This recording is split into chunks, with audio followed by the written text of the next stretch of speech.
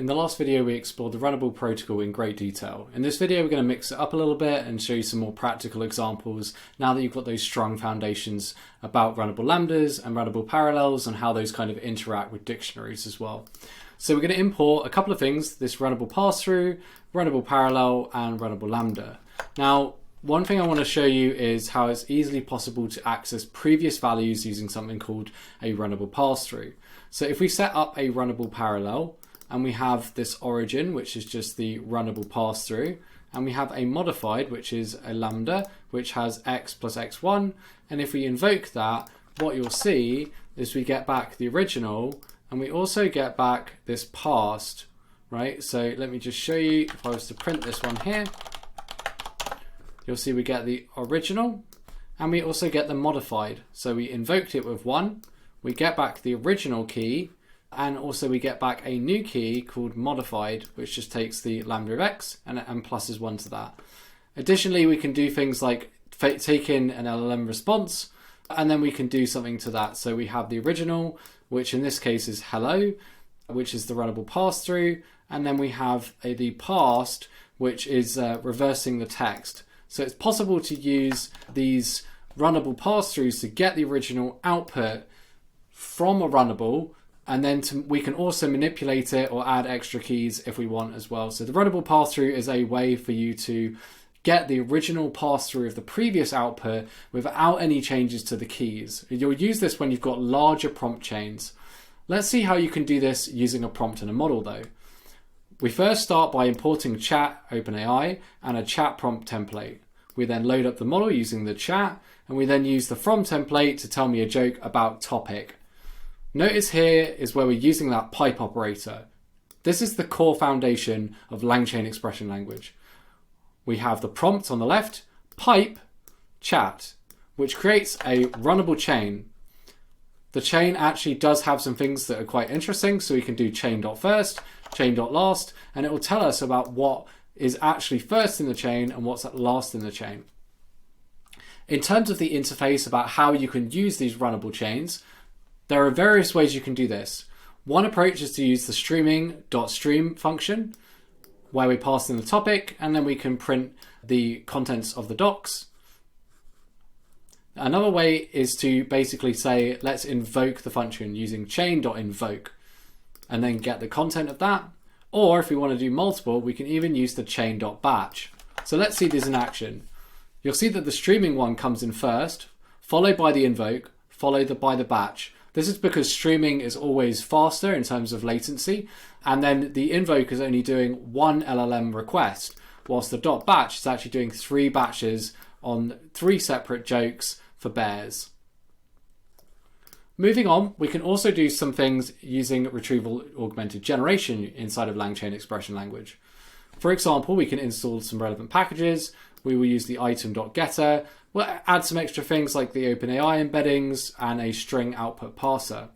We set up our vector database with fast from text, and then we insert some text about James, where he works and his age. And we're using the OpenAI embeddings to do this. We then set up our retriever, and then we have a prompt template that says answer the question based only on the following context with the question. This then creates our prompts, and we have our model.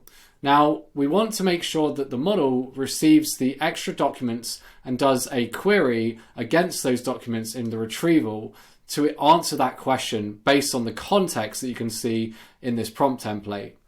We say the context is the retriever, and we say the question is a runnable pass-through. Those are going to get passed into our prompt, which will then get passed into the model. And then rather than having to do the .content, we're going to use string output parser, which is going to basically get the output of that LLM in a string form. So now I can say something like, so let me just go and run these cells. So now I can say, what company does James Phoenix work at? James Phoenix works at Just Understanding Data. And what is James's age? Well, James's age is 31 at the moment. Let's also have a bit of time talking about the item getter and how that works. So if you've got a dictionary here and you've got a key of data and you have a list, when you do item getter test, you'll see it gives you back an operator. Now you can use that with, for example, we can say item getter, I want to get the data key on this thing, which is test.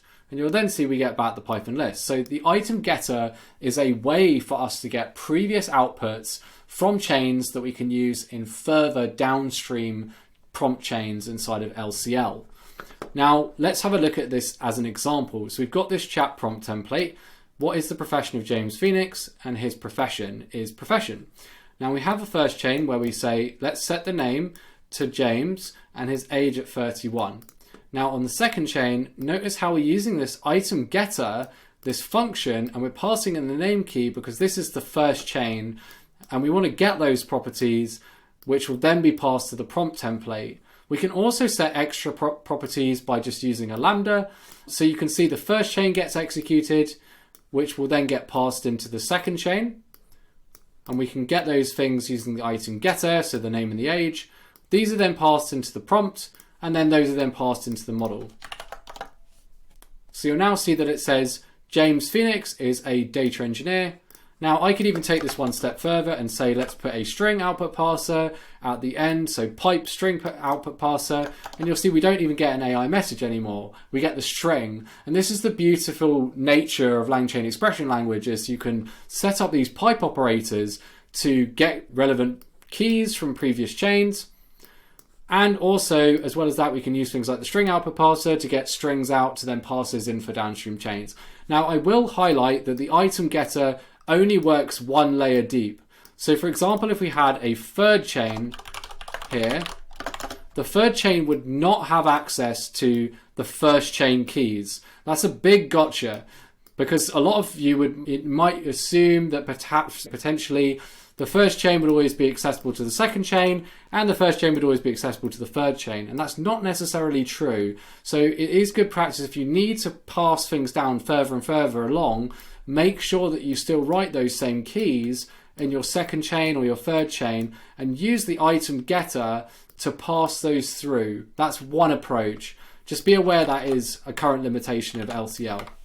Cool, so we've done a quick introduction into how Runnable pass-through works. We also looked at how you can set up a chat model using a prompt and a chat model, and also using a string output parser to get that as well. And then we've also had a look a little bit at multiple chainings. In the next video, we'll explore multiple chains and more complicated ones. See you in the next one.